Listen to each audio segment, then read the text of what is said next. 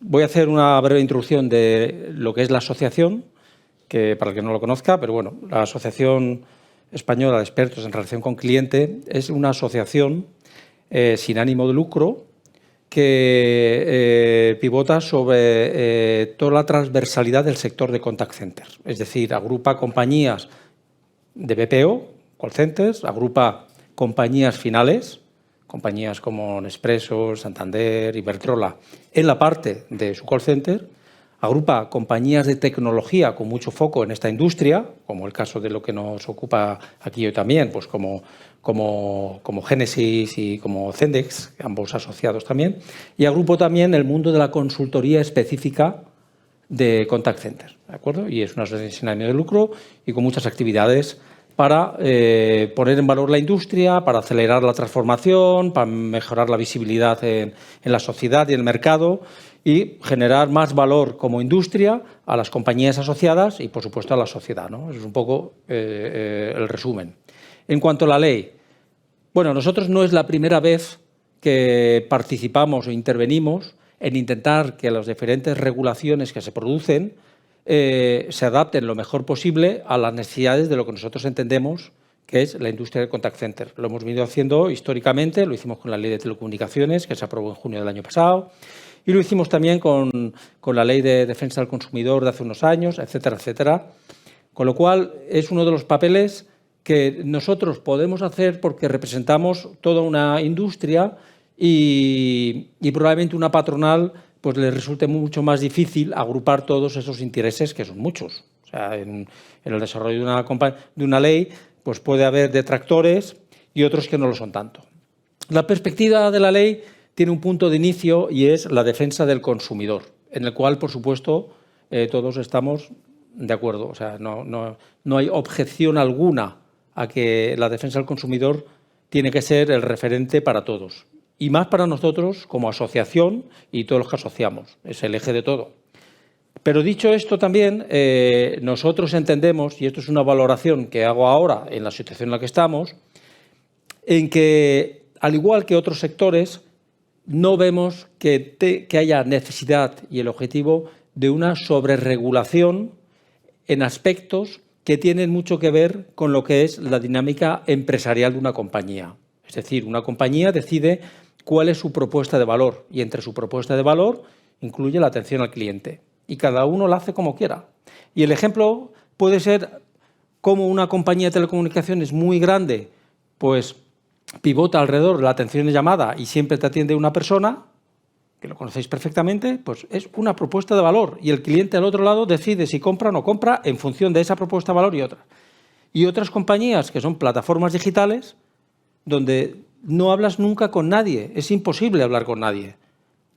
Pues tú decides, esa es tu propuesta. Bueno, nosotros entendimos desde el principio que esta ley venía a arrogarse una serie de facultades que no veíamos que obedecían en una situación de mercado como en la que nos encontramos ahora, donde la digitalización, la transformación, la competencia, la multiglobalidad no hacen más que, esta ley no venía más que a entorpecer lo que nosotros entendíamos que era una estrategia por la que nuestras compañías iban por el buen camino.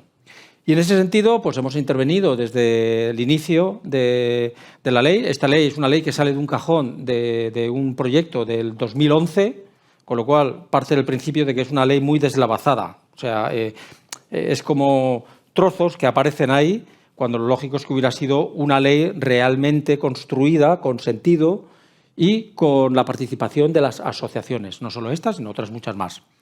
Situación que no se ha producido, es decir, no han contado con nadie.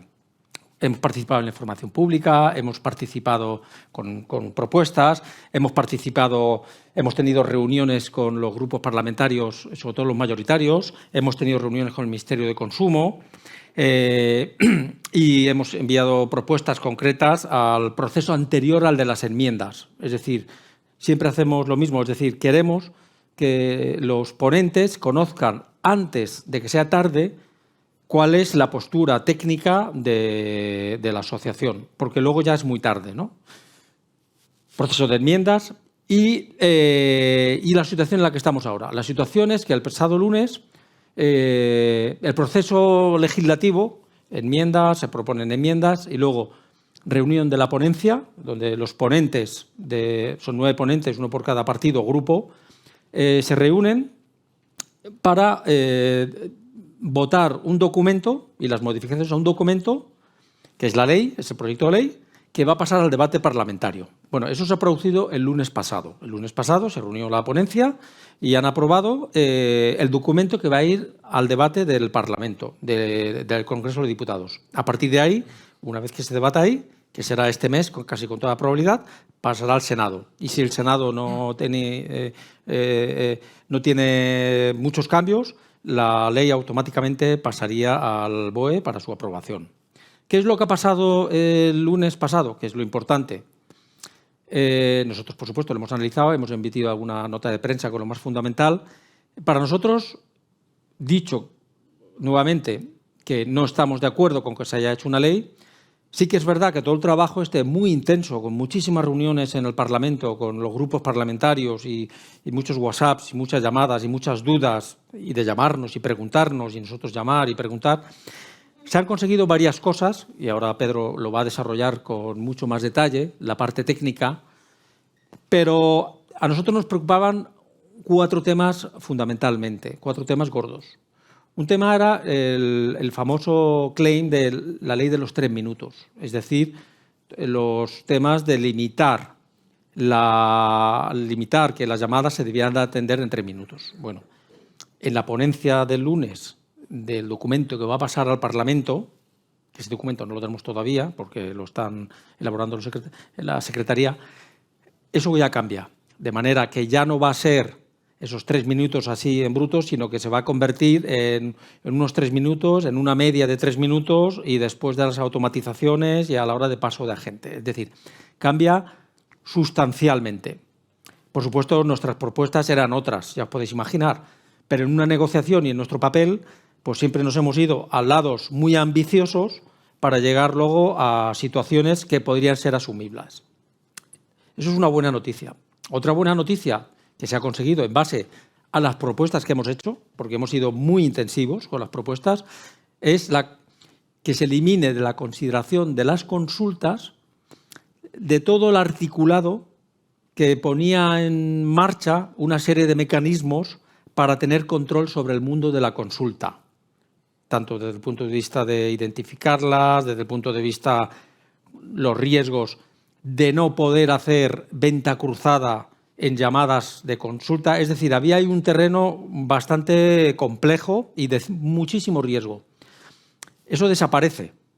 Parece una nimiedad, pero es un tema inmenso, porque lógicamente la pretensión era controlar todo el volumen de las millones de llamadas de una manera pues muy crítica para nosotros. Y el tercer elemento importante que se ha conseguido y se ha obtenido es pasar el tiempo de entrada en vigor de los 6 meses a los 9 meses. Nuestro proyecto y en el Parlamento, en el debate parlamentario que se va a producir, se va a volver a insistir en que tienen que ser 12 meses, al igual que la ley de telecomunicaciones que se aprobó en junio del año pasado. O sea, no queremos menos, queremos 12 meses. Dicho esto, y ya acabo, más o menos con este contexto se puede decir que una ley deslavazada, desorganizada, del 2011, que nos parece que no recoge la verdadera necesidad ni social, ni de mercado, ni de empresa, eso es lo que nos parece crítico y por eso seguimos en contra de que esta ley se vaya a aprobar, de que no se hayan tomado medidas respecto a los artículos 18, 21 y 22, que hablan de la auditoría y del seguimiento.